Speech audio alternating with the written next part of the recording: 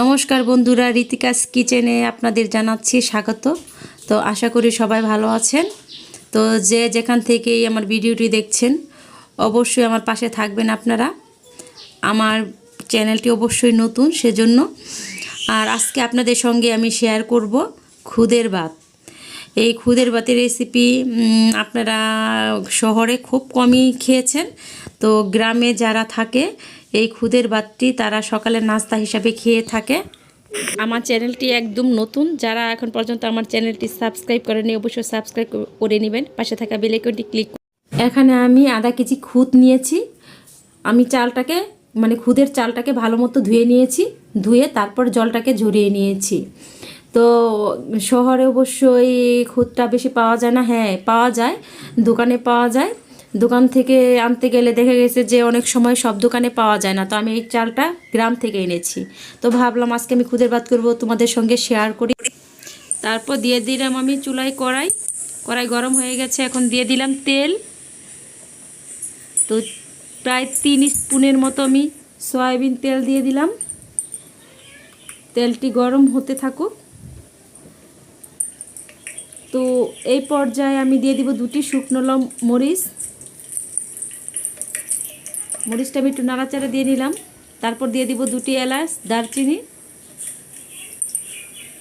তারপর একটু 1 স্পুন কালো জিরে নেড়ে চেড়ে নিব, কালো জিরেটা যেন একটু হয়। তারপর দিয়ে দিব 2টি পেঁয়াজ কুচি। পেঁয়াজ কুচিটি ভালো মতো ভাজা হয়ে গেছে।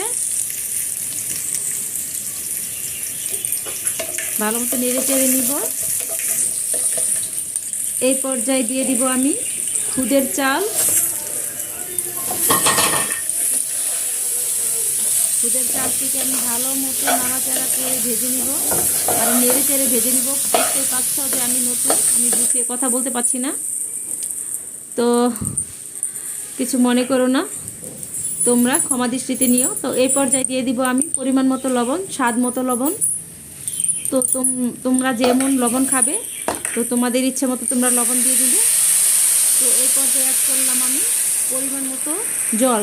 পরিমাণ মতো বলতে, যেহেতু আমি আধা কেজি চাল নিয়েছি, এখানে আমি 1 কেজি জল দিয়ে দিয়েছি। তো আমি দিয়ে দিব 4টি কাঁচামরিচ, পাকা কাঁচা 2টি মিলিয়ে দিলাম। তারপর ঢাকনা দিয়ে ঢেকে দিব। তারপর ঢাকনাটা খুলে এখন একটু আমি নাড়াচাড়া দিয়ে নিব।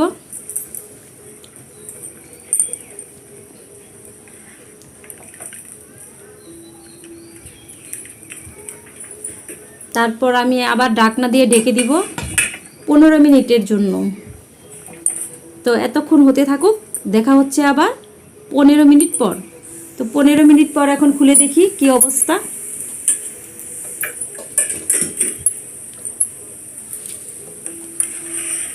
তো দেখুন কত সুন্দর জর্জরে হয়েছে খুদের ভাত। এটাকে কেউ বলবে না খুদের ভাত। দেখতে একদম পোলাওর মতো হয়েছে, খেতেও অত্যন্ত সুন্দর হয়, খুব ভালো লাগে খেতে।